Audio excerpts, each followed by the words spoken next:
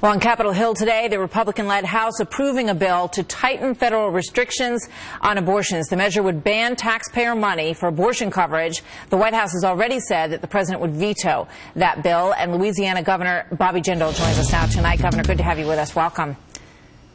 Martha, thank you for having me back. Great to talk to you. It's great to talk to you, too. So tell me a little bit about this, because there was another bill that would have banned abortions after 20 weeks that I know was really the primary bill that the GOP thought that they could pass here.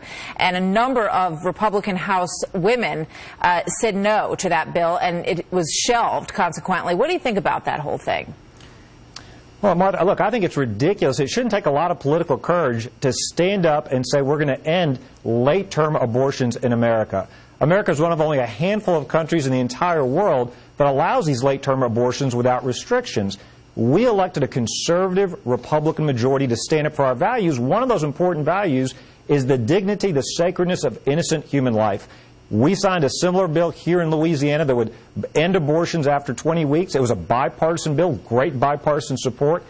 I wish the leadership had had the courage of their convictions. Yesterday they said they were going to bring this bill up for a vote today. They blinked. They didn't do it. Now they're saying maybe sometime in the future. Yeah. I think it's a shame. Here we are. We're looking at the anniversary of Roe v. Wade. I think one small step we could have taken as a country is to join most of the rest of the civilized world and ban late-term abortions. Yeah, but let's talk about some of the details here, because it's my understanding that what the women and some men as well in the House objected to was that in this bill, it said that in cases of incest or rape, those situations would have had to been reported to the police in order to legitimize them as reasons to go ahead with these abortions, and that was really the crux of their dispute with this bill, was it not?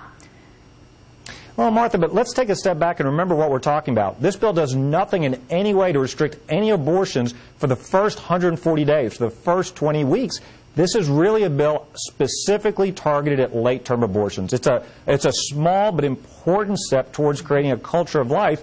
I think they should have offered up the bill and taken a vote. I think once again our leadership is negotiating with ourselves even before we confront the president. Why not put the bill up and get a vote? Let's see where the members are. Let's see where the Democrats vote. Let's see where the Republicans vote.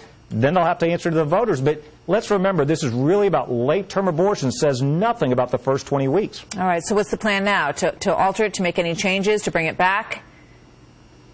Well, look, who knows? Leadership says that they've given us a vague promise they're going to vote on it in the future. I don't think that's enough. We elected this Republican majority to repeal and replace Obamacare, stop this president's reckless spending, taxing, borrowing, to stand up for traditional values like marriage, like defending innocent human life. I hope they don't continue to disappoint us, because voters outside of D.C. are looking for a big change, not incremental changes. Our country's headed in the wrong direction. We've got to turn it around. We could have taken an important step today by beginning the process to ban late-term abortions in America. And I think there's bipartisan support to do that. A majority of the American people want it done. Obviously, you're disappointed. Governor, it's good to have you here tonight. We look forward to talking in the future. Thank you very much.